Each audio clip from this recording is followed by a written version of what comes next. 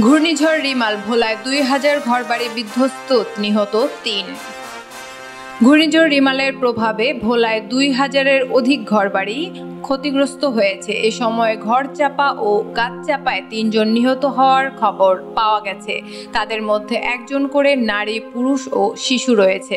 সোমবার সকালে তাদের মৃত্যু হয়। নিহতরা হলেন লালমোহন উপজেলার পশ্চিম চর উমেদ ইউনিয়নের মনেজা খাতুন, বোরহান উদ্দিন খান উপজেলার চাচরা ইউনিয়নের জাহাঙ্গীর ও দৌলত খান উপজেলার পীর ২ নম্বর ওয়ার্ডের মনিরের মেয়ে মাইশা। ভোলা জেলার প্রশাসক আরিফুজ্জামান এ তথ্য নিশ্চিত করেছেন। তিনি বলেছেন, নিহতদের পরিবারকে নগদ ২৫,০০০ টাকা সহায়তা করা হবে। তিনি আরও বলেন, ঘূর্ণিঝড়ে জেলার ৭ উপজেলার ৫,০০০ ঘর আংশিক এবং ২,০০০ ঘরবাড়ি বিধ্বস্ত হয়েছে। তবে চূড়ান্তভাবে তালিকা তৈরির মাধ্যমে ক্ষতিগ্রস্তদের বরাদ্দ দেয়া হবে।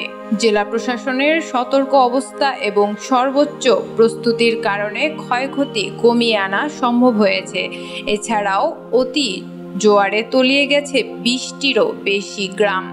পানিবন্দী হয়ে পড়েছেন হাজার হাজার মানুষ। এদিকে দুপুর ২:৩০টায় ভোলার উপকূলীয় এলাকায় ভারী বর্ষণ ও ঝড়ো বাতাস অব্যাহত ছিল।